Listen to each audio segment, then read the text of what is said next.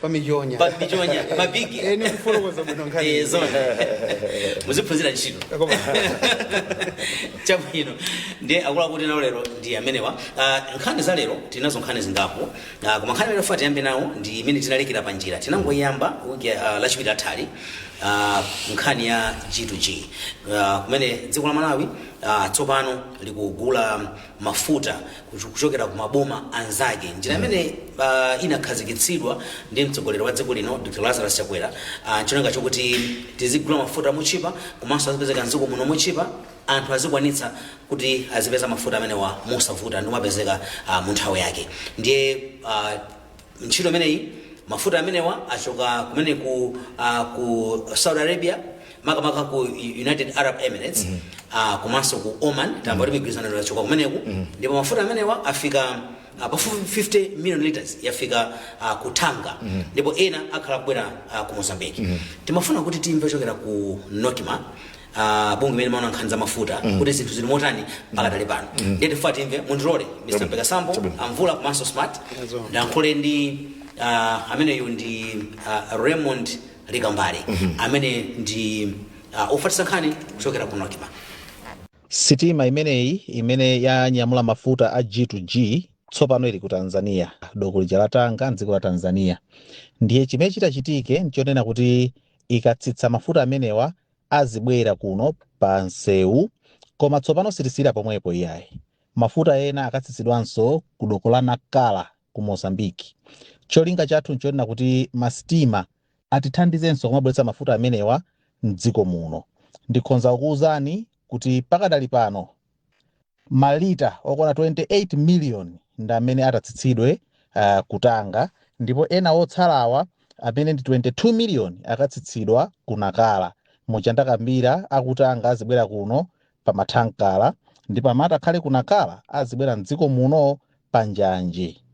Kufunikira kwake kwakukulu kwa ndondomeko imeneyi nkonena kuti mafuta awa azibwera ambiri pakamodzi, komanso azigulidwa mwamtengo otchipirapo kusiyana ndi mmene timagulira kale. Ndiye mukhonza kuona kuti imeneyi ndi njira yabwino kwambiri yogulira mafuta. Tingonena kuti apatangoyamba chifukwa pali zambiri zimene taphunzira pakatipa, ndipo tikupitirizabe kupita m'mayiko awiri atatu kuti tipezenso ena mwa suppliers amene azibweretsa mafuta mdziko muno. Tachilimika kwambiri pa ntchito imeneyi, ndipo Amalawi akhale nacho chikhulupiriro kuti ntchito imeneyi iziyenda mwamyamyamya, ndiponso ife tizipereka ma update pafupi kuti anthu azidziwa kuti chimene chikuchitika ndi chani, chifukwa tupa Nokma ndi kampani ya Malawi. Chabwino ameneyo ndithu ndi Raymond Likambale amene ndi ofisa nkhani kuchokera ku bungwe la Nokima. Chabwino mwamba amene wafotokozera mkulu ameneyo akukamba zoti mafuta amenewa afika ndithu kumene ku Tanga, ndipo mafuta amenewa akhala kubwera Malawi muno masiku ochepa akubwerawo. Timafuta yambe ndi Mr. Mvula. G2G tinangoyamba sabata lachiwiri sinakwasitiri mpata kuti muyankhulepo kufunikira kwake kwenikweni imene mwamvera apapa komanso mwe mwayisatirira kufunika kwa G2G nkotani ku dziko la Malawi. Ndikofunika kwambiri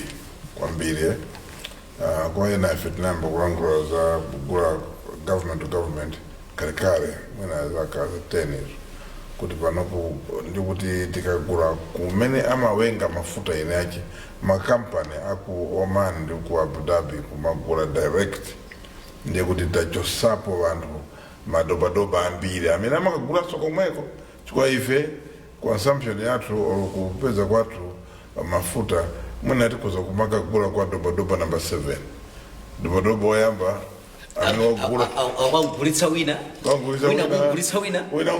mpaka na 7 mpaka kwa 7 chikwa ife sitimafuna mafuta woopsa kwambiri yako matima afuna ndio mwina timakala tukugula kwa mtu wa number 7. So number 1 aikepo markup yake kama aongezele kajiwengola za nje kache, number 2 aikepo, number 3, number 4, paka number 6 ando aja azipezeka utakukia kwa profit kao. Nde kupezeka kuti zintu zijazi makala zodula.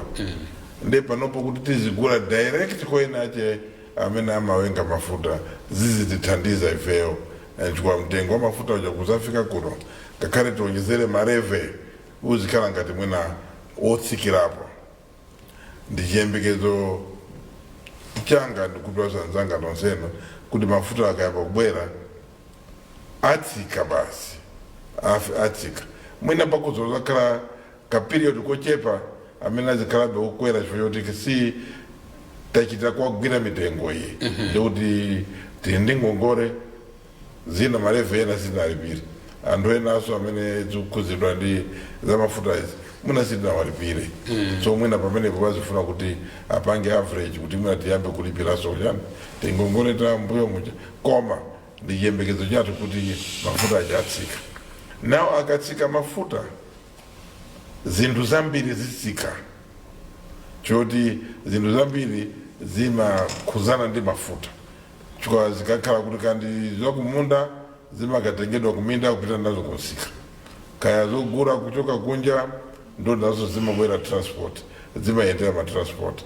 imene mafuta so kuti zinthu zikhoza kumatsikirako ndithu and zitsikirako ndithu malinga ndi mmene maganizo achakwera ndaganiza kuti maganizo achakwera choti achakwera analolera kusiya program ECF chifukwa choti ECF imanena kuti kwezani mitengo ya essential services kuti zimene zimafuna kuyikidwa kuti zikhalepo so wanena kuti yayi nanga tikakweza mitengo ndoti anthu anga ndiwapa ndi bwino program itisiye mbali panopo antiti tizitolere tikhale tili kuno bwino so obviously njira iyi ni game changer yeniyeni andi pandale yakwera nthawi yabwino chifukwa ndikuona kuti mwina anthu ambiri amene amatha kuona msogolo ndi kuyamika zabwino atha kuyamika kuti zinthu izi zinali kuti nanga izi chifukwa anthu ambiri tikuvutika tinkhani ya mafuta panopo tizikhala ndi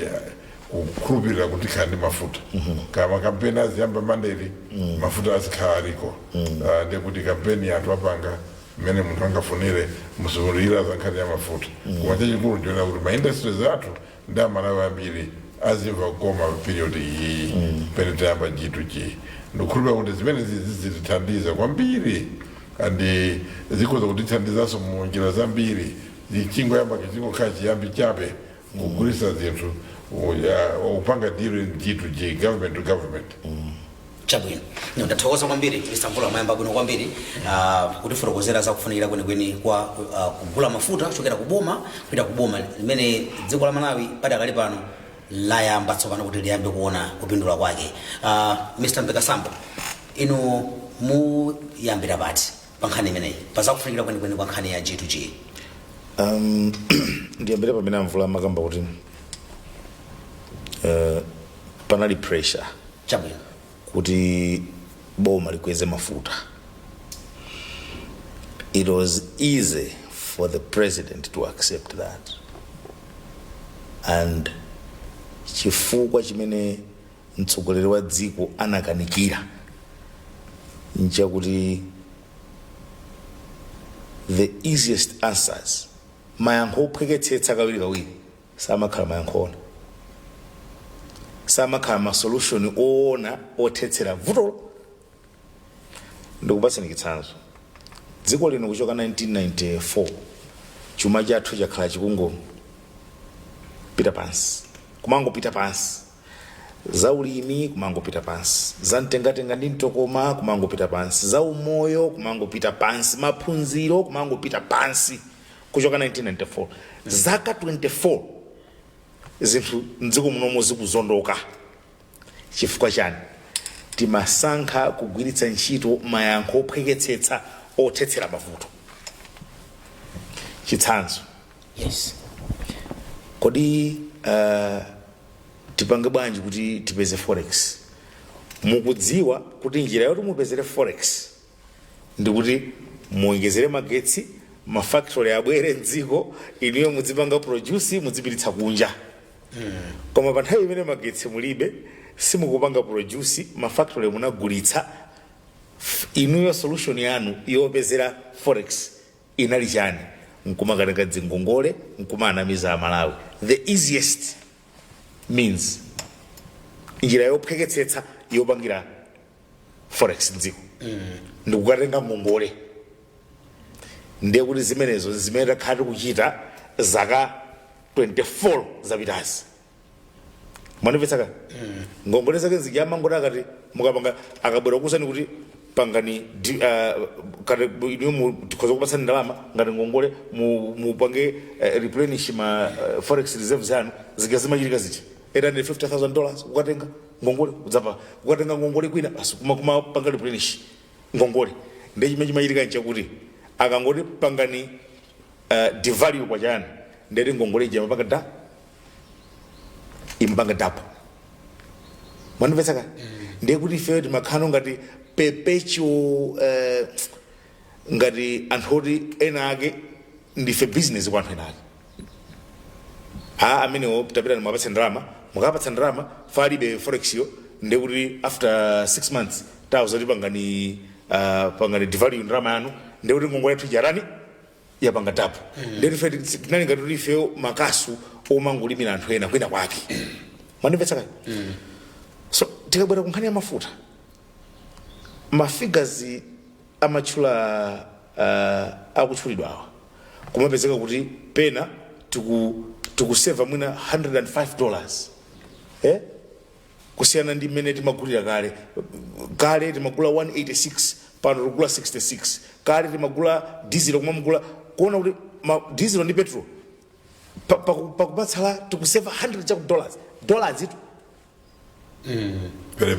per metric ton dollars and dziko linolo tikati tikuoda mafuta timaoda ma 50 million liters 50 million liters isn't it 50 million liters ndi munoda make ma metric tons angati ndio taseva ndalama zingati mwina close to $25,000 $25,000 ndalama zingati bwana ndalama zambiri manumvetsaka ndi muipange $25,000 ija mwina times zaka 24 zapitazo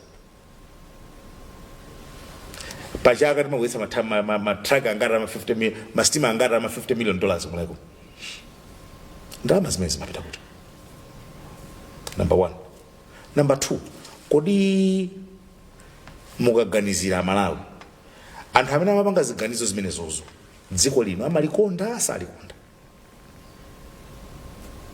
chifukwa timati timakhala kukamba pano amene timakonda kwambiri ndi political hypocrisy kumauza anthu chinthu china koma inuwe mukapita kuseri mukapanga chinthu china ndi chifukwa dziko lino sili masuntha ulo pang'ono political hypocrisy lero ndizichaka kumene kuti akukana kuti memo tisamadye mofanana mpaka nakufika polipanga define dziko lino longa ti memo mukundipetsetsa ndiye muganizire kuti kodi ndalama zimene zizitika seva ngati tili ndi ngongole tibweze ngati tili ndi kanda fuel 11 aja ayambesa fuel 11 ndi ndalama imene amakonzera misewu mdziko muno mapoti hoza aja ndalama yake machoko fuel 11 tikamaliza zimenezo ndiye titsitse mafuta aja ngati pano pangotsika kale ku Southern Africa ndiye titsitse mafuta aja zinthu zikhazorani chimene mtsogoleri wa dziko angachite pofuna kusonyeza anthu mdziko kuti ineyo I mean well for this country ndi chani choposa kubweretsa kusintha pa chinthu chofunikira kwambiri mdziko munomo as a landlocked country ndiye muganizire kuti ngati paululika chinthu chachikulu ngati chimenechi ndi Dr. Chakwera nanga atatapa ngeso chimodzimodzi ndi fetereza zikuzokhalabwa atatapa nge chimodzimodzi ndi mankhwala akuchipatala zikuzokhalabwa chifukwa zimene zaulula kuti mitengo imene tikugulira katundu ku Malawi kuno si mitengo yake enieni zimenezi mitengo imene ikuchitika chifukwa alipo ena ake amene amadya pa mitu pa Malawi pa President Chakwera akadasankha kuti imene 100 yo ndipatse ndine mdzitenga koma musakang'anenso kuti Amalawi asadziwe kuti mafuta awadambo tasintha dambo kula tapeza njira ya jilujuyi ndipo dziko likuseva ndalama mwakuti ndipatseni ndalama imeneyo adakatha kukwanisa mwina Dr. Chakwera adakatha kupanga zimene adakhanga anthu enachi chifukwa ndi kuti ngati zizuchitika panopa wakankha munthu kukanka and you know Mr. Kanache kuti zinthu izizi zisachitike for 4 years mudziwe kuti panali anthu ena ake amene sizimakondweretsa amene akhala akudya kudzera pamenepo so A president who means well to a country says no, gentlemen. Mafuta sindikweza koma tieni tipeze musakweze mafuta nziko muno. Chifukwa anthu akuvutika kale koma tipeze njira ina. Yoti mafuta tikotse izi zimene anthu akumatenga kuntunda akumatenga makatero akumatenga kumabera Malawi. Tipeze njira yoti tiyotsere zimenezi ifeyo tizigula mafuta government to government. Ndi lero izi zizachitika. Koma chinthu china chachikulu chimene chaulula nchakuti mukakumbukira bwino nkhani ya G2G itayamba. Anthu ambiri alipo magulu anthu Malawi munomu anayinyoza njira imeneyi. Amalawi nkufika pokhulupirira kuti njira ya G2G ndi njira yoti boma lofuna kubera ndalama. Ngati mukumbukira. Kunali mawu a president mpaka na president wa dziko makagula fetereza, makagula akagula mafuta. Mpaka na nduna akayanda ndachani mpaka na mopita kwanga na mafuta. Amayankhula mu television ngati muno Amalawi nkumamvetsera. Mwanimvetsera? Zimezi zikutanthauza chani. Anthu amasankha kutenga chilungamo ndi kuchipanga raping justice. Amalawi nkumamva kunjako anthu aja nkumomberedwa m'manja ngati madolo. Koma Amalawi asakudziwa kuti amene amatenga ngati madolowo amene amauza zimene amakankhani mene zinali zinthu zofuna kuti aphimbe uchimo wawo, aphimbe kuba kumene afuna kudzipitirira kuwabera Amalawiwo. Nangataona lero tidani napo kuti chilungamo sikisungunuka. Lero lwa kuti jana anthu amene aja amene amanyoza kuti mtsogoleri wa dziko kuchoka pano ati anapita kuyayisana kukumana nawo anthu kumayankhula ma television. Lero lwa kuti jana akamamva kuti lero tikugula mafuta nkumaseva $100 per metric ton. Ndi ndalama zingati zimenezo? Kodi dziko lino likabweza ngongole zonse nkhani yokweza mafuta jebweraso? Ibweraso? Sibweraso. Kodi nanga zitanthauza chani mafuta aja akatsika? Ndiye kuti chiliyonse kandi fertilizer akamayenda kuyenda motsika, kandi machesa akapangidwa factory, kandi ma raw materials, there will be justified cause for people or sellers kaya manufacturers kuti atsitse katundu wawo, because chinthu chimodzi chimene chimapangitsa kukwera kwa zinthu mdziko ndi mtengo wa mafuta. Kodi umenewu ndi ubwino kapena ayi? Kodi pakati pa uyu mtsogoleri amene akupanga zinthu zokonda anthu uyu ndi anthu amene akhala kumanyoza nkumatukwana amene akufunira dziko lino zabwino ndi ndani? Because this is the best measure. The best measure. Ndipo ndafunsa Amalawi atakhala kuti zimene zachitikanso pa fetereza dziko lino kuzopita kuti zimene zitu zikutengera kulimba mtima kwa munthu mmodzi. Musaona ngati ndizophweka. They are big cartels, magulu anthu akuluakulu amene amadyera mumene muno. Anthu andalama zawo amene amathakutenga zindalama kwa kuthula kwa anthu atula nkhani kuti teni yankhulani kwambiri zimene ndizoyipa cholinga chakuti iwowo zimene akupanga zipitirebe. Koma Amalawi akumavutika. Dziko lino silingatukuke koma zatengera munthu mmodzi. Dr. Lazarus McCarthy chakwera nkulimba mtima kuti ine apa sindichoka. Mafuta simukweza tipeza njira kuti zimene zithesere. Lero ndi mbiri yakale. Number 2, mafuta aja sikuti onse abwera pa magalimoto. Kuti aonetse kuti ndidakuwuzani kuti ndibwezeretsa njanje m'Malawi muno. Ndipo mafuta ndi fetereza ndi zinthu zonse zofunika pa miyoyo ya anthu ife as a landlocked country zidzibwera pa stima imene ndi njira pa njanje imene ndi njira yophweketsetsa kwambiri, yochipitsitsa kwambiri. Mafuta ena akatsikira kunakala ndipo afika mdziko muno pa njanje. Ndiye mukumbukira kuti atanena kuti ndibwezeretsa njanje hankalija wabodza unama hakunama amene mafuta ena afikira kutanga, ena afikira Mozambique. Ndipo ku Mozambique abwera mdziko muno pa njanje chakwera adanena kuti ndibwezeretsa njanje mdziko muno. Mundipetsaka kuchoka kutanga kuzafika kuno ndi kuchoka kuzafika kuno apa ndi pafupi. Akubwera so in back ochuluka kwambiri pakamodzi. Nkhani zimene Amalawi afunika zizindikira. Chifukwa mbado unowo kunalibe mmene phindu la njanje linkagwera dziko lino. Kunalibe. Akuyenera kuzindikira zimenezi. Chifukwa tikabweretsa mafuta aja ochuluka pa njanje ndiye kuti tikuchepetsabe mtengo ofikira mafuta mdziko muno. Chifukwa train imodzi chimakoka maboga ambiri ndero mwina ndi matraki aja amene amachoka imodzi kuchoka ku Tanzania akuononganso misewu yathu kumangothyoka mwina 100 or 150 pakamodzi. Kodi siti kuseva pamapeto pake ndimafuna ndifunse kuti kodi zonsezi ubwino onse ndaufotokozawo zoona Malawi tingasireso anthu aja nkakanika kukonzaje moti ngati dziko mphukira zachiyembekezo zimene tikuziona ndi masozi zimene zitingazibwezeretse m'manja mwa anthu amene achawo. Are we being fair? Are we doing justice? Are we going to do justice to ourselves?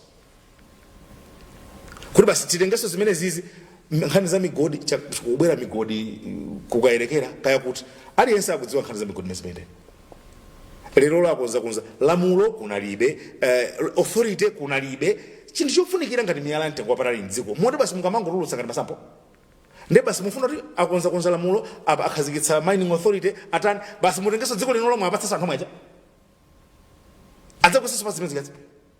Are we serious? So ndi chinthu chofunika kwambiri ndizofunika kwambiri and chachikulu choti ngati dziko ngati Amalawi ngati nzika chimene toyena kuchita ndi kuteteza zinthu ngati zimenezi kuziteteza kuti mpaka nazifike ndipo pindulira ali Amalawi phindu tulika pali aliyense mpaka na munthu amene akukhala kumudzi alimve nawo kukoma ndipo tikhozopangisa zimenezo tikwanise zimenezo ngati tikapanga zinthu zanzeru pa 16 September. Ndathokoza kwambiri msambeka sana ndathokoza kwambiri smart wanga amene anakulira mamulumuzana awiriwa iwo kuti panje pa nkhani ya G2G ndofunika kwake. Chinthu yamba chimene ndingafotokoza chakuti mtsogoleri wa dziko lino Dr. Lazarus Chakwera waonetseratu kuti ndi mtsogoleri wokonda anthu ake ofunira zabwino anthu ake. Chifukwa chinthu yamba ngati munthu amene ukutsogolera umene oganizira kuti decision imene ndikupanga kapena chiganizo chimene ndikupanga chibweretsa mtendere otani kutsogoloko. Ganizo lalifupi nthawi zina limakhala limene limabwera ndi mavuto ochuluka mmene afotokozera mpeka samba kuti chiganizo chokhala choti tigule mafuta kuboma ndi boma ndi chiganizo chimene munthu wina akhozongopanga ngati wadzuka lero akuganiza zongoganiza za mthumba mwake koma ndi munthu amene akuganizira kuti kodi lero ndi mawa ana amene akubadwa adzapeze dziko lino lili potani. Dziko lino muzaka zochuluka kwambiri uthoseka nthawi zino kuti kodi ndekuti timabwerera mbuyo kwambiri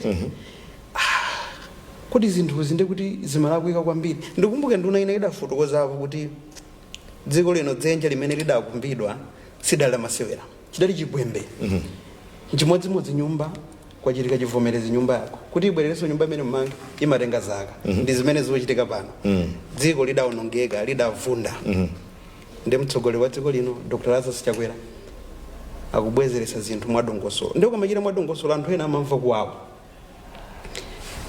chifukwa anthu ena amaganiza zongopindulira iwo okha ndi banja lawo kumaenda magalimoto opuma kumaona kuti kodi ndekuti tizingoganiza mthumba mwathu mokha osaganizira Amalawi ali chilungamo chilibe kalala chilungamo chilibe kalala iwo kuganiza kuti mwina tizikanyamula mafuta awo ndipo tizikabweretsa kuno ma benefits athu azikhala otero koma napo khapa muganizire mulimi amene amanyamula zokula zake ndi mtengo ukwera kwambiri foja kuti kafika ku auction ni ndalama zokazoka ngati mafuta afika tsopano mdziko muno adzifika mdziko muno mochipa ndekuti tiyembekezere mulimi wafoja akudziwa kuti ndamanga suti ichokera ya fuel icha na seva munthu amene akagulitsa chimanga ya seva. Many people will benefit from this initiative. It's a game changer. Chinthu chinanso ngati amakwanitsa kuba Geneset ku office just imagine Geneset kuba ndekuti pa zinthu ngati zimenezi samababa mafuta omwe wamabedwa. Those are the questions imene Malawi akwena kutifunsa where we're coming from and where we are going. Ine ndikukhulupirira kuti adamba kalo kambirana za fetereza kuti tizigulaso boma kuboma tiyembekezere zokoma koma zinthu zabwino zimatenga nthawi zimafunika foundation yabwino ndi foundation imene mtsogoleri wa dziko la Dr. Lazarus Chakwera akutenga ndi foundation imene munthu ngati Malawi ukena kuganizira kuti ndi foundation yopindulira dziko, foundation imene ibweretse chimwemwe chochuluka kwambiri kwa Malawi osati kwa munthu mmodzi. Tikamapita kuchisankho tizikaganizira kuti tupite chitsogolo kapena tubwera mboyo, koma ngati tifuna tipite chitsogolo kulipirani chisankho mwina kwapanga choyenerera kukasankha utsogoleri wa masomphenya osati utsogoleri wa madyera mphoto. Chabwino ndathokoza kwambiri Mr. Smart. Aona kati wayamba bwino nkuluyi. Afya. Baba tenda baba. Ndathokoza kwambiri. Ndifuna kuti tipume pang'ono tibweranso nekhane futhi tizamalize. Mwachidule kwambiri. Ndiye padakali pano tifa tipume tioneze mwachidule kwambiri tibwerenso pasweka apa.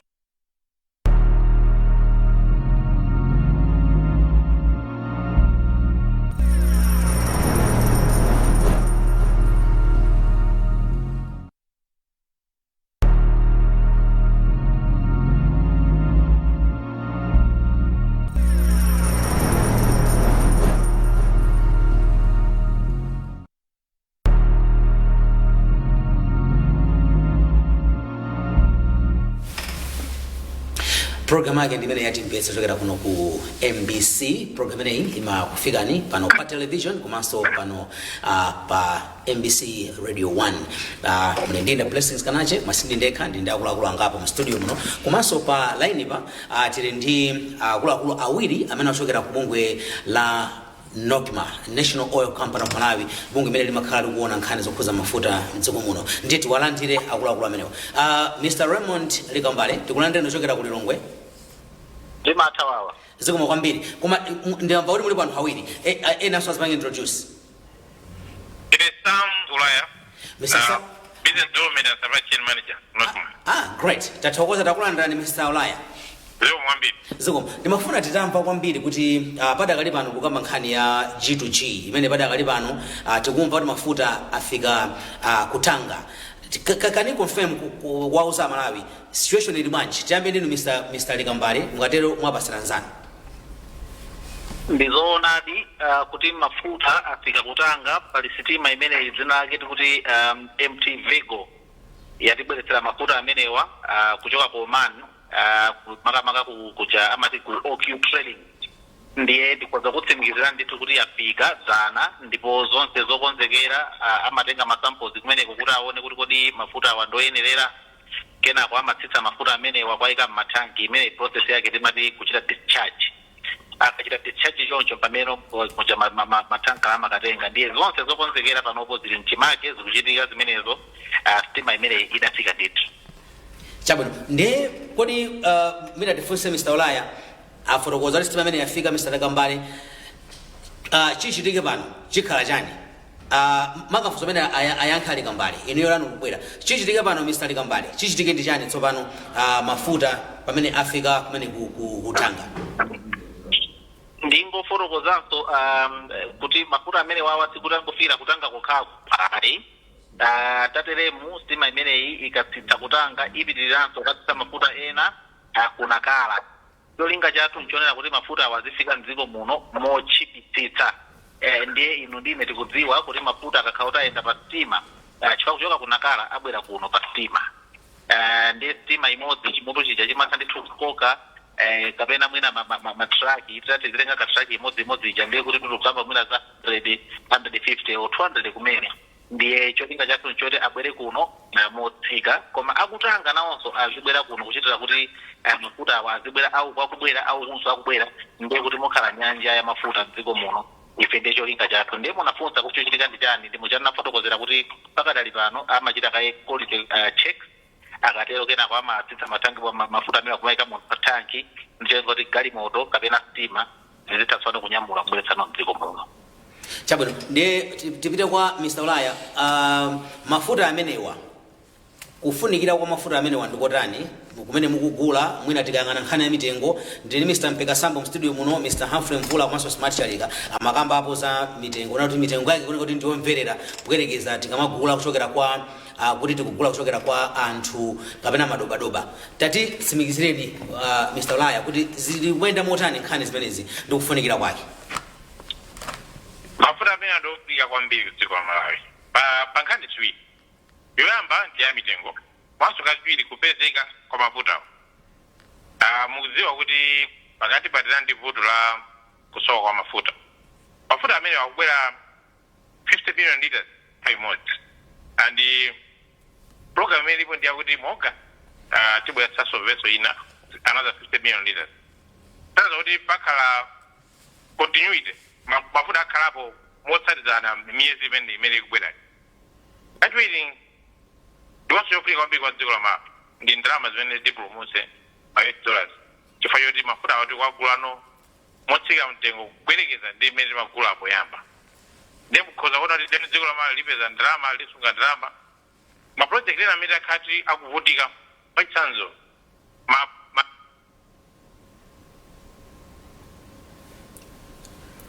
program amene amadalira kwambiri ndalama zochokera ku mafuta chazwe zili pakisasa kuti veze ndalama zotika kugwire ntchito pa project ameneyo.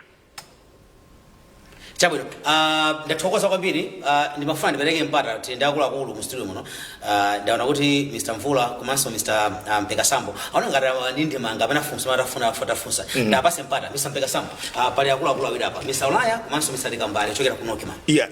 Mwina Mr. Likambale mwakambapo nkhani ya kudzera ku mafuta kubweretsa mdziko muno kudzera ku kunakhala amene afike mdziko muno pa njanji ndimafuna mutabwerezanso kuti kodi ndi mafuta ochuluka bwanji amene muli ndi malingaliro kuti adzifika mdziko muno pa njanji kulekana ndi njira imene takhalukisa ntchito nthawi zonse njanji ili yochoka kwa zaka zambiri imene timagwisa ntchito ya matraki mathankala kumabweretsa mwina pang'ono mathankala kumandondozana misewu yathunso kumaonongeka ifa zimene zimene zakhala zolemera.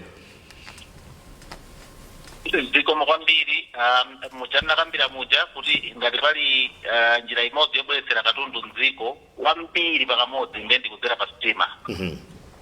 Ndiye ndifotokozenso kuti akakhala kuti ndi galimoto imene yanyamula mafuta amene 1000 ambiri imakhala yanyamula mafuta kapena 35 to 38,000 liters.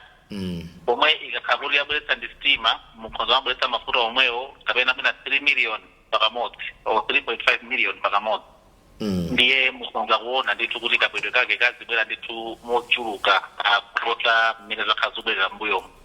Koma tinanenanso kuti paja tizibweretsa ponso ndi ena wakutanga wakutaziyenda pepanse kubwera kuno chifukwa choti mwina kumene kunjanje zinkonzeke bwinobwino koma ntchitoyo ndiyoti ikugwirika ndipo tikupita kunkoti naponso pompano anthu azimva ndithu kuti ngati kubweranso sitima zina uku.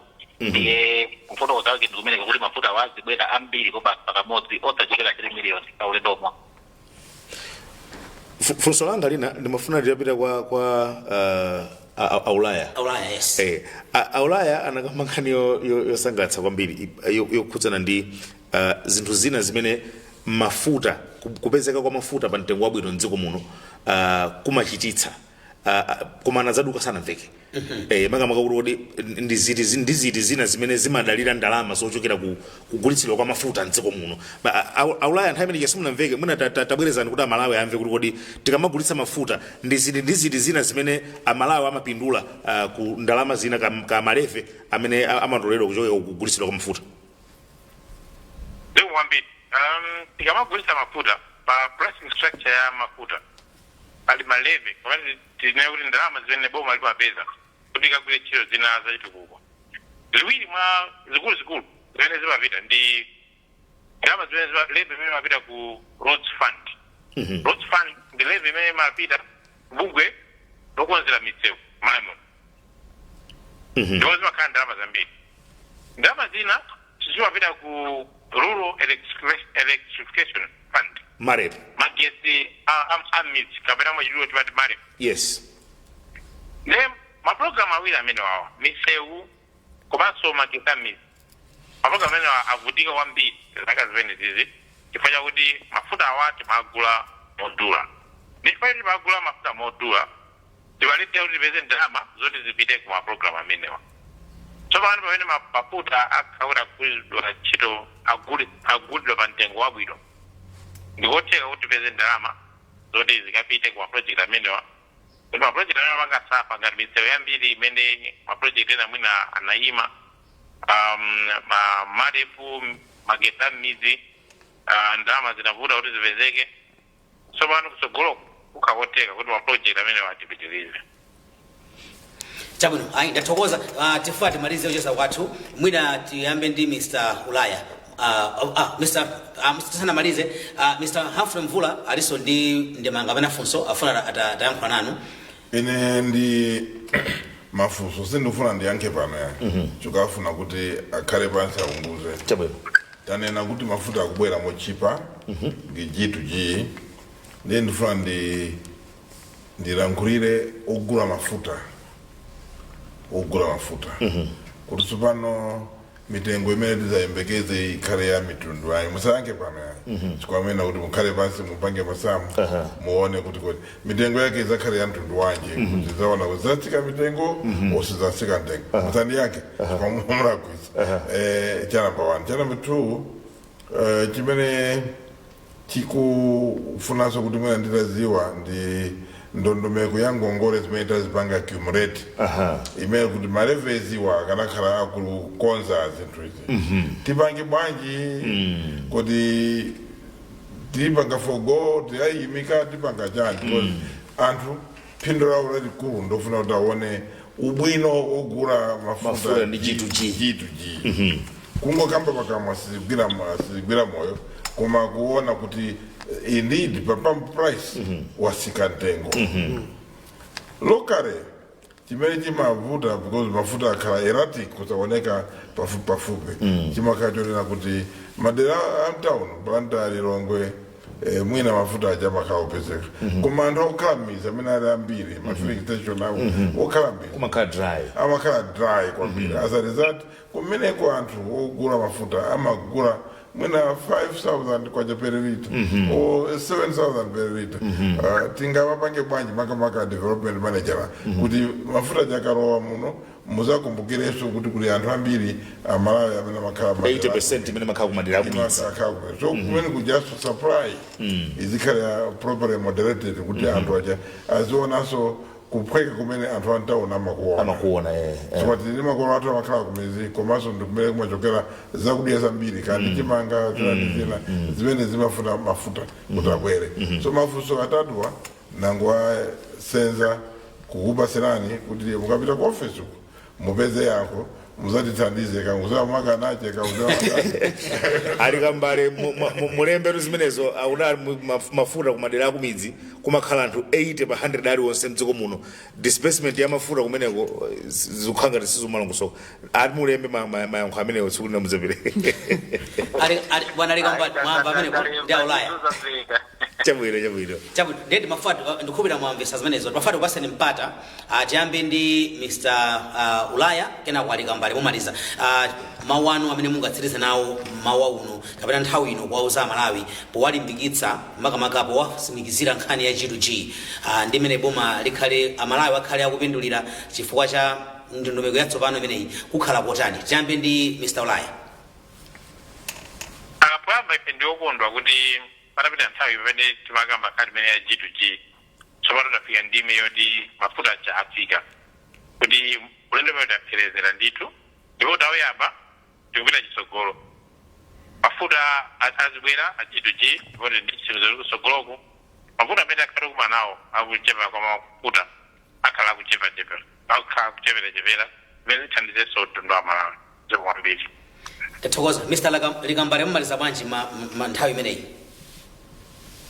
Ine ndimafuna ndene kuti dziko lino ndilathu sipanapezeke dziko limene anthu ananenapo kuti the former people of Malawi kapena the former people ukonduko ayi dziko lino ndilathu ngati Malawi tilikonde taona kuti kawiri katatu anthu amafalitsa uthenga umene tiwoona ife tikadakonda kwambiri kuti ngati pali kufuna kupeza uthenga uliwonse dziko lino paja analipatsa achamati malamulo a access to information ife ndiokonzeka kupereka ndithu uthenga wina lonse anthu angatifunse koma kufalitsa uthenga wabodza tikutithandiza china nchonena kuti kuti mafuta azibwera pa njanje tiyeni tisamalire tisaononge njanje kuti mafuta azibwera bwino mdziko muno ine ndimaona kandimalipo choncho ineyo Mr.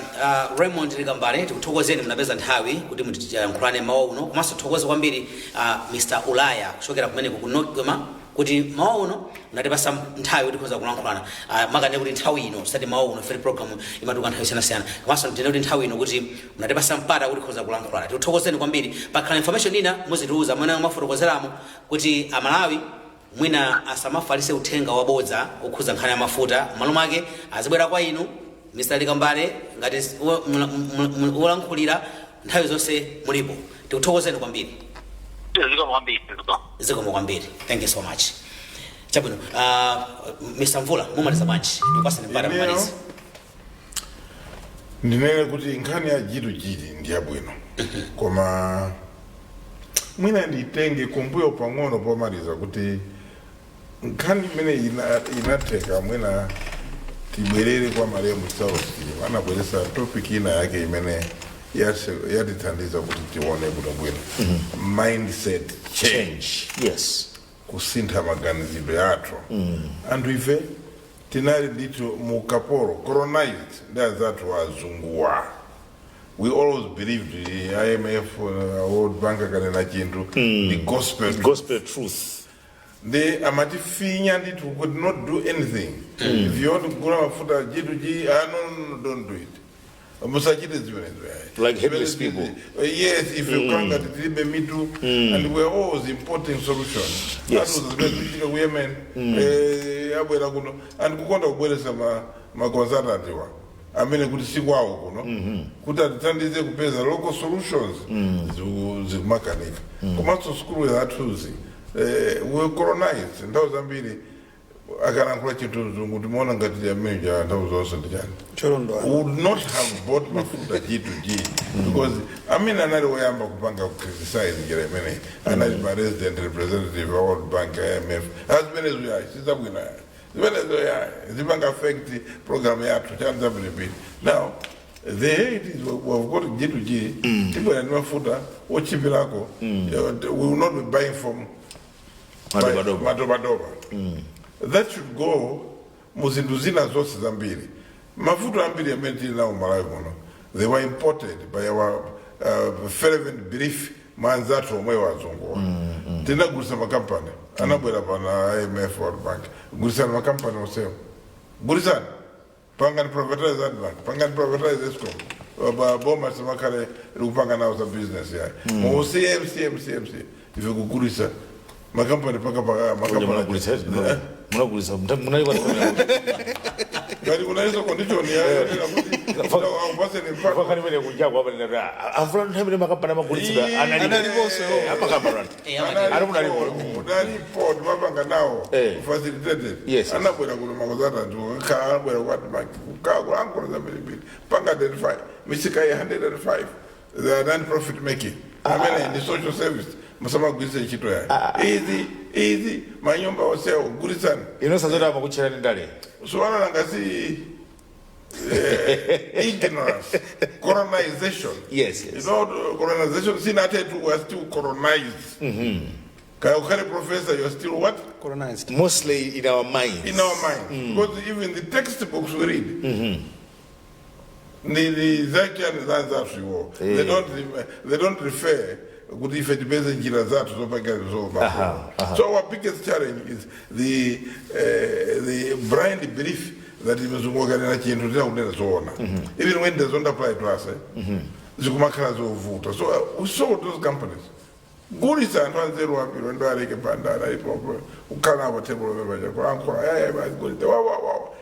bwanya okuyemene zakhabakuti zakamakuti ku Nicaragua my example was how pelekaja kumaiko akutali ndi Malawi zosagwirizana minerals kukana mukhale ndi regulatory framework iyayi ino mutipange ife tisipanga process Malawi konkono ariyayi regulatory framework imene ayachowerai ino usakhale nawo za minerals ubwera ma investor so ife kuno minerals ife kungokhala ngati mujawa matika messenger basi ngokhala atumire mwinye basi ngokhala ngati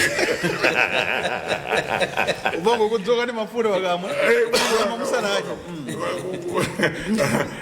atenge magari motors maroli kutenga masamples but so you find that they controlled our registration malamuro wose ife kungokhala anthu basi so that is the biggest problem so mindset change is very important so we are lucky we have a president who is a risk taker who believes in saying no this is Malawi chili chose chindi chatu mafuto wangatu we on Malawi can solve these problems so for me project the mindset change really and that can only happen when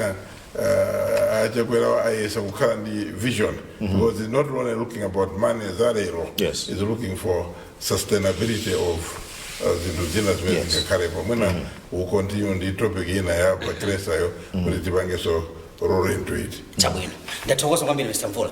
Ndifuna basi nipata Mr. Mpeka Sambo. Mwachidule kwambiri mumaliza manje nkhani mune. Pali uji pamakhanso njushi. Anaimbapo solutions banda. Pali uji. Pali uji matala. Mafado fure uambo wafula ka injuchizo. Pali uji pamakhanso njushi. Yes. Nduranthoza yani.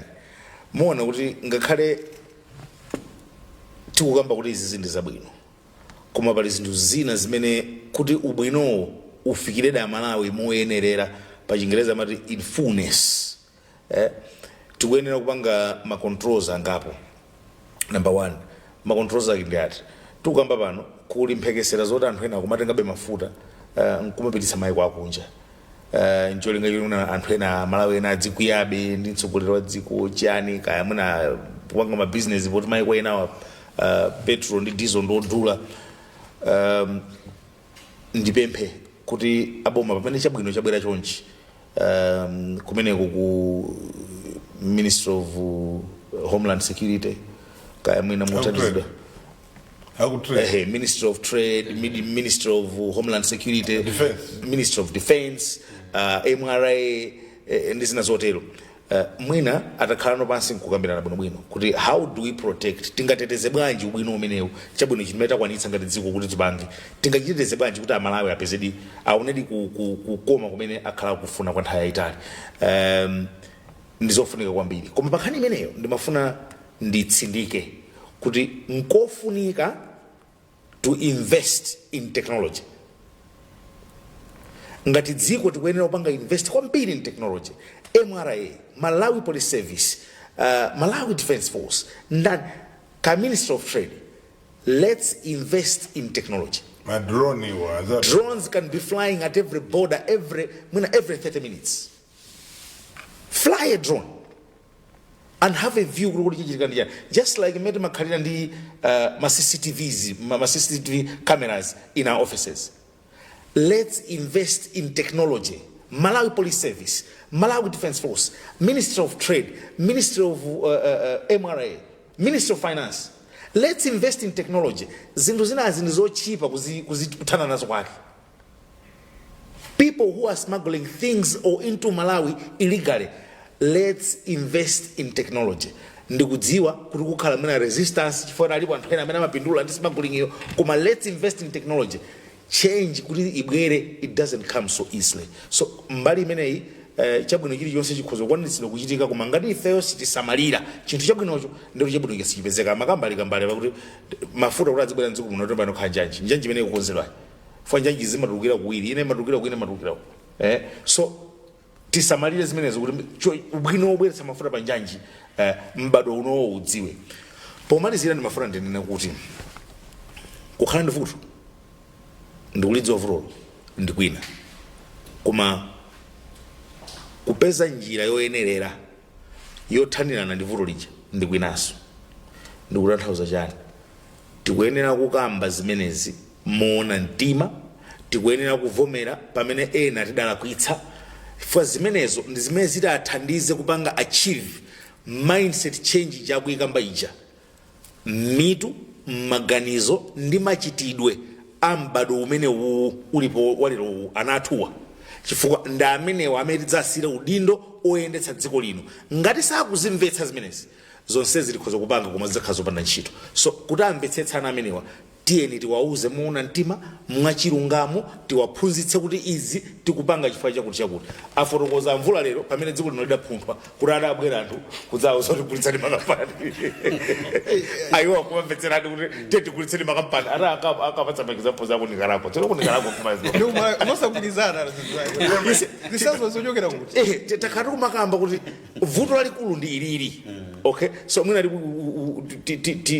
tipanga discuss zinazo ma subject amene akubwera komano ndimangofuna ndifotokoze kuti ngakhale achinyamata nawo tiyeni tiyambokhala ndi chidwi achinyamata kumvetsetsa kuti kodi vuto ili likuti lidabwera bwanji. For vuto kuti lichitike ndilo lili ndi gwero lake. Ululonso umene ukumva uli ndi gwero lake. That's why you need to start understanding. The first point of understanding is khala imeneyoyo and tikhale ndi chidwi cho makhandi kankhuli kumvetsetsa kuti dziko lathu limene tikukhala moti iziwitika chifukwa chani iziwitika because it is only that when you do that pamene ungathe munthu kupanga resolve. Koma tikumbukire kuti pamene pali uchi pamakhala sojo tisabali tathokoza mimi msambika sana tufuatilize program yathu nthawi ndochepa kwambiri. Smart Chalika nimafuna kuti iwe dzulo president adziko lino atsekula bakresa makamaka nthambi yopanga mafuta taona kuti kwa nthawi yamba titu Malawi muno tikhano ndi company choko bakresa abweresa nthambi yawo imene ikupanga mafuta chuka kwambiri. Iwe ndifuna kuti umalize nkhani imeneyi ndapasa mpata akuluakulu aso amaliza nkhani imeneyi kamodzi. Iweyo ukuona kuti ndikufunikira bwanji kuti tili ndi company ngati bakresa ndikukhala ndi malo omapanga mafuta ochuluka kwambiri akunena kuti pa tsiku akufuna azigwirisa ntchito matraki onyamula soya okwana 19 zipereka mpata wanthu kwa alimi zipereka mwayi kwa anthu osiyanasiyana ama business osiyanasiyana kuti akhoza sona kupeza njira kuti akhoza makapezera ndalama. Uli ndi mawu otani Smart? choyambirira ndi environment, a conducive environment imabweresa investment. Mtsogoleri wa dziko lino wapereka mpata kwa makampani amene osangoti afuna apindule okha koma amene afuna apindulire ndikuita contribute to the economic growth of the country. One of them is bakresa. Plant manager sitingopindula pa iwo pa business koma ipindulira mulimi amene ali kunthalire amene ali kukasungu mulimi amene ali kunsanje mulimi amene mwina ali kublanta amene amalima soya apindula ndi kampani imene chifukwa soya amene azifuna amene anafotokozera dzulo muja enaka kampaniyo ndi ochuluka kwambiri ndipo adapempha alimi kuti alime soyayo ochuluka. Benefit yoti mulimi apindula 1 2 ngati dziko mafuta amene akupangidwawo ena adzituluka kunja kwa dziko lino. It means tidziyamba tsopano kupeza ndalama zakunja zimene zizibwera mdziko muno. Ndisindika kwambiri popereka environment yabwino. Mtsogoleri wa dziko dzulo lija ananena kuti tichita support ma company kapena ma investors amene orientation yawo ndiyo kapena kaganizidwe kawo kofuna kuti tidzipanga ndalama zakunja zochuluka zimene zizibwera mdziko muno. We support them ncholinga kuti dziko lino chuma chake chipite patsogolo. So chinthu choyambira kwambiri chofunikira ndi environment imene mtsogoleri wa dziko lino wapereka kwa anthu amene akufuna kuchita invest mdziko muno. Zinthu zofunikira kwambiri zimenezo komanso kuti amalawi apindule kuzira mu zimenezo. So pali ena amangobwera kuno ngati investment kumazapanga zinthu zosiyana ndi zimene abwera kuno zimene zosonyeza kuti timataya kapena kutsata malamulo kunali kovuta kwambiri kuno ku Malawi. Timangochitapo zinthu ngati kuti wangozizimuka munthu akhuzochita zimene akuchita mosatsata malamulo. So utsogoleri umene ulipo ukuonetsetsa kuti tizitsata malamulo pochita zinthu ncholinga chakuti zika zizipindula dziko lizipindula kumapita chitsogolo so anthu ambiri apindula kudzera mu ndondomeko imeneyi ndipo dziko lipindulanso. Ndithokoza kwambiri Smart. Ndifuna kupita kwa Mvula. Tikatete mazana pesa sama. Mr. Mvula, plant yatsopano ya ndalama zimene apanga invest 100 million US dollars ni ndalama za nkhani mukuti bwanji? Yeah, di chino chante ngo patali. Bakresa ena chama cha pa Tanzania hapa. So Tanzania na Tanzania hapa. Yes. Our neighbor kwatuko. So Bakresa inari current mat grain and milling company. When kumagaisi ufa. Ndimozi wa makampani inari subsidiary. Uli makampani kwa kamili mwani nachi. Subsidiary ya Admark investment. Then wakampani mozi mena anagurusidwa. And Malawi anaruza zindu zofunikira kwa mwini wa grena me ila kampani ya bwino kwa yole mbatu ambiri koma sema tipasa ufa zosoweka pa moyo wapa moyo yatu zambiri zimene pachitika sono kubwera panopo pa plant imene ndi chinthu cha mtengo patali kwambiri chapata mtengo patali to one of the best things to happen to Malawi because mjuzungu cha business ama tapeza off taker amene andu azilima soya amene azigula soya olimbika ndidani ndio mweo because it means panopo ndio kuti yamati promoting agri processing ndio kuti ndimbewu soya ogula tina already kumufuna kuti mwina agwirizane ndi Admark misika mbiri mbene ilipo asika kugura soya ayo in the markets Admark ndotapanga revive ma markets aja arima gamoro 19 azikangotenga kubweresa kuti kukaso secondary industry boza antu wajaga mafinya soya kuzikala ma byproducts as manager amene nthawi zambiri amagwisidwa chito kupanga zakudya za ng'ombe timatika soya cake amene ngwandrama zambiri ngakhala anzaro South Africa akuza kumakagula amazagula amene amapanga zakudya za ng'ombe koma it means mwina profits angopanga diversify kuti mamoti azingolipa zakudya za nkhuku ndikuti soya cake azingwisa zochito kupanga zakudya za ng'ombe za nkhumba za chani za mbiri kukhala ma industry ambiri amene angabade umenecho so pamene popo ndikuti tili bwino tapanga promote za ulimi tapanga promote agroprocessing meaning mafuta sazisowa mitengo ya mafuta mambo tambi timagula kunja ndio akhala ochipa azipezeka kumalayi konkuno mafuka opikira azipezeka kumalayi konkuno komanso ndiye kuti supply pansika ikhale uchulukirapo mitengo itsika nduta Malawi so azidya mafuta kumalayi konkuno then my byproducts akusoyaja sapita so kunja azipangira so zakudya za ng'ombe o zaziweto zimene tinazo konkuno so that's a complete industry ndio zizichoka umene kokutipeza zinthu zoti ngamagulise kunja muno bwino so ndi chinthu cha mtengo wapatali kwambiri and for me ndingapange promote my industry ambiri amene angapange choncho konkuno omweyo atiwa asapangoteka tii kuno in raw form kumakangulisa kunja afford yawo we need to find industry kati omweyo yafford ya tiyambeso panga masigareti ochulukira I know that amagula afford ya lipo koma tizikala ndi Ford yawo jatalima wapita ku auction wakafu auction abwele kongo nakale processed wina zipanga ma cigarette wena tizitenga ko zimetenga zipange mu Ford ya masopo chani so that focused approach amumba ndazao azika ndi focus kuti kodi industry raw material timaipanga na kupita timati down forward integration yake down to the white how do we promote kuti anthu azilima Ford wambiri because it's only when you know kuti angagule Ford ya ndani munthu uja akhale off taker utampanga process kumapita kuti so zimene ndizofunikira kwambiri and again achakwera ndi chinthu chabwino tipempheso ma investors ena munabwera kale kumalayi kuno mukugulisa ma plastic investor ngachoka ku China uzagulisa plastic investor ngachoka ku India uzagulisa ma plastic they should invest in projects ngati zimene apanga zatu abakresi mopangani ma plastic kuti Malawi azitani azigulisa so we must be able to define who is an investor. Tisamapanga confuse trader ni investor. Investor abwerese kuno aike plant yoti zipanga zinthu, tizipanga export or zipanga use supply to the local market. So mwana definition imene njofunika. So into chante ngobatali kwambiri. Tathokoza kwambiri Mr. Mvula. Mr. Mpekasambo nthawi yathu yatha. Ndini mafano paseni 1.5 minutes. That Malizani.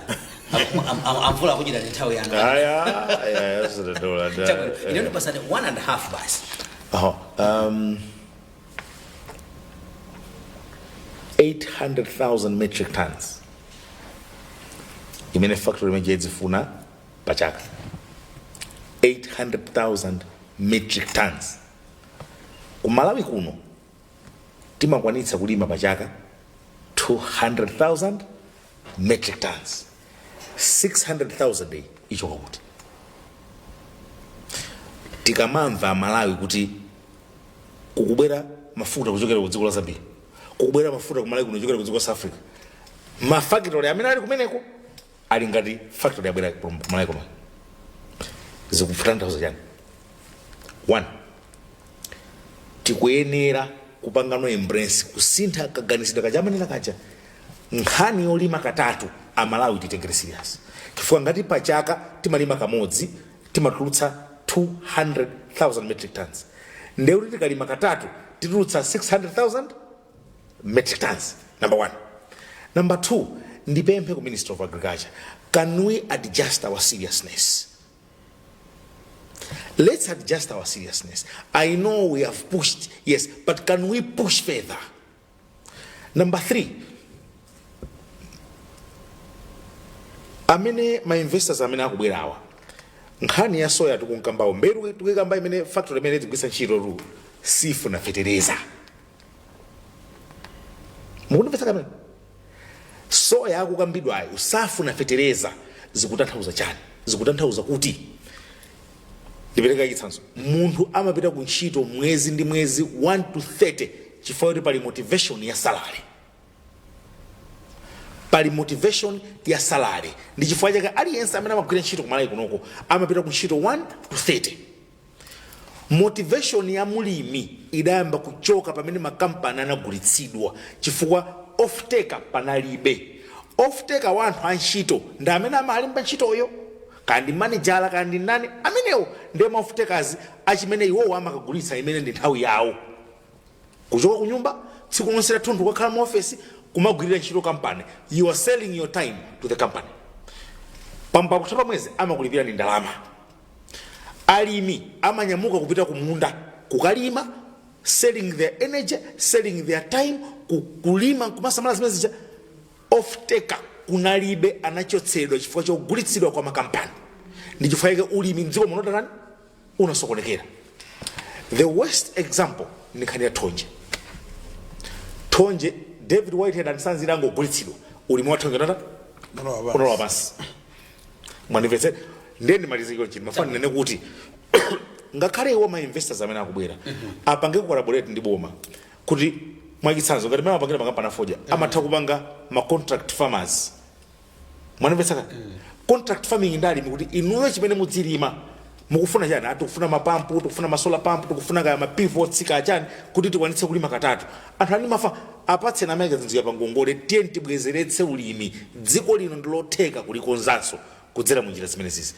Pomalizira ndimangofuna nene kuti zonsezi sitingakwanitse, zonsezi achitazi sitingakwanitse kubwezeretsanso m'manja mwa nkhandwe.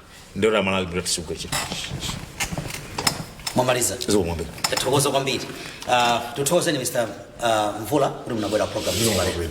Tuthokoze Mr. Mpekasambo. Zomwambira. Ziko Maso Smart tikuyemikira kwambiri unabwera siku la lero. Tatamika obasi. Ziko kwambiri. Ine ndi Blessings Kanache thokoza kula atatu amenewa ifanana siku la lero. Mwathokoza kwambiri ino amene unali pamene pokuonera Maso kumvera program ineyi. Mwakoma nonse.